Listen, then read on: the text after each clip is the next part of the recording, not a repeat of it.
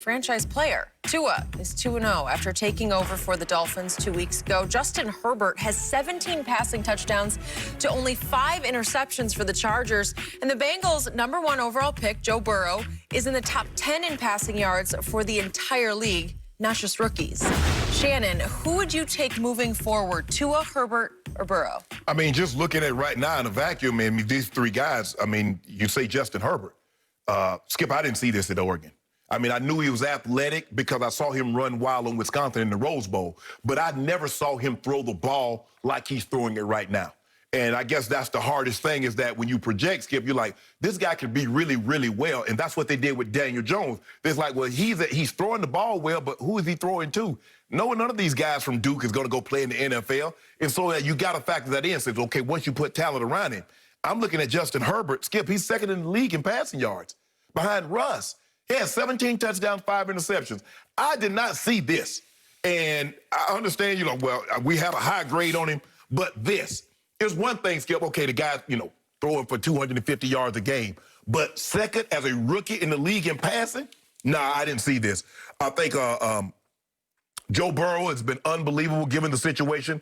And I like what I saw with Tua, and I believe he's only going to get better as we move forward.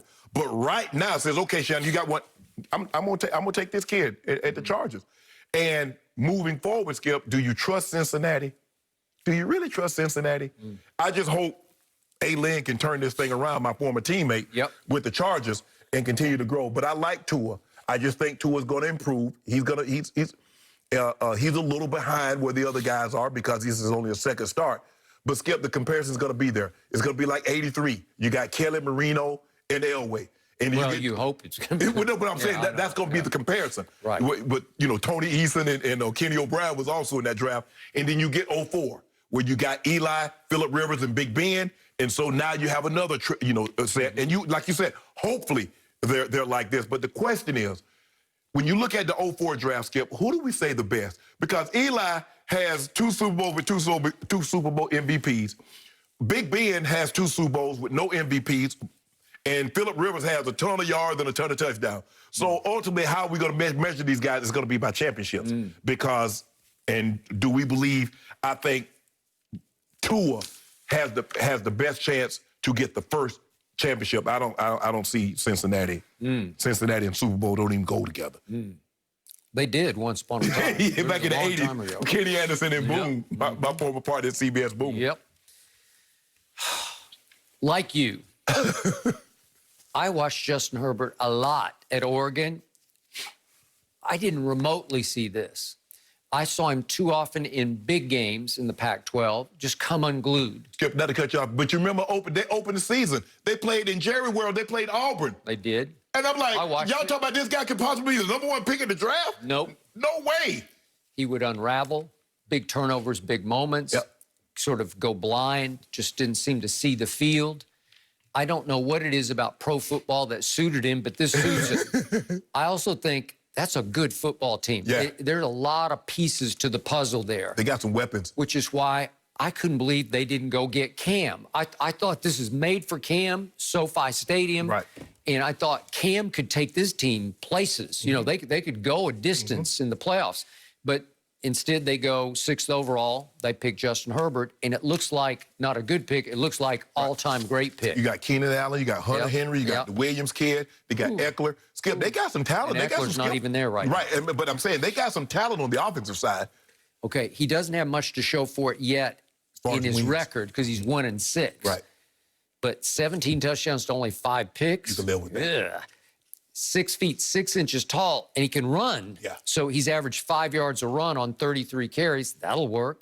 His QBR is way up at 73, and he's lost 6 games, and he still has a QBR 73. They should have won Sunday, Skip. He had the guy that got dropped when he hit the ground. They should have won about 4 of them. Yeah, they really should have. They really should have. I got it, and I hope your man survives, Anthony Lynn. He got to go and get some wins. Okay, I dug in on Joe Burrow before the draft, and I'm still there. I would still take him long-term over Justin Herbert. And it's because his degree of difficulty is so high. It's not a good football team. In fact, it's been a divided football team. Carlos Dunlap is somebody's always unhappy and wants out, right? Everybody wants out. Yep. and yet he's kept them together enough to go 2-5-1. He's 67% of his passes. He's 11 touchdowns to only 5 interceptions. And he's got athletic ability because he was a good high school basketball player. And at 6'4", he can run. Yeah. He can escape.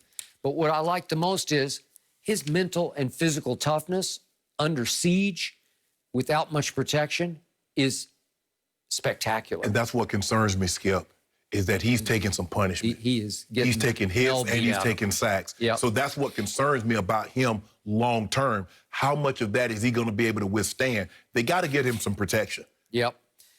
He's got swagger, he's got competitive fire, and he's got accuracy. You can't teach it or coach it, but he is deadly accurate. We saw him go on the greatest run through the college, sort of the second half of the college season we've ever seen anybody be on, including Kyler and Baker before him. Yeah, no quarterback has ever had a season like this. No, never. And he has done even better than I thought he could for a really bad football team. And to your point, I hope he just doesn't get flat out hurt where he just can't go anymore. But if they do have another low pick and they can begin to build around him and get him some protection and some more weapons, boy, I just love how he's made. Yeah. I love his makeup as much as his physical ability. Because you look at Justin Herbert in college, in the Pac-10, Pac-12, whatever they call it, they throw the ball a bunch. He averaged 248 yards passing a game. You look at Joe Burrow, he averaged 378. Tua averaged 315. So you expect these guys to be able to throw the ball, but 248 in college is nothing. I mean, you're like, you threw for 248 a game in college? Where you play? Yeah, who are you talking about? Are these guys like last year, Justin Herbert averaged 248. Oh, yeah, last year. I know, I got it. Yeah, and I'm like, if you say you threw for 248, they're like, what'd y'all run, the wishbone? No, now he's 307, which ranks second third. Behind Russ. Yeah, well, it's third most per game, but his total yards are behind Russ. I got it.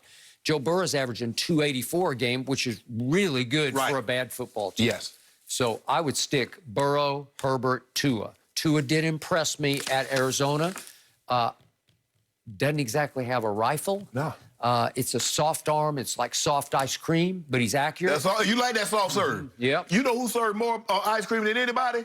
Dairy Queen and McDonald's. But the McDonald's machine is already broke, always broke, so they go to Dairy Queen. Is that what they're doing? The most ice cream, soft serve. Really? Yeah, I love them soft serve. Yep. I used to when I was a little kid. They dip that thing in that chocolate. Oh. It breathing. It's the best. Yeah. Don't do it anymore.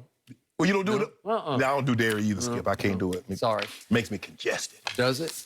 Yeah. It just would make me fat. I don't want to get fat.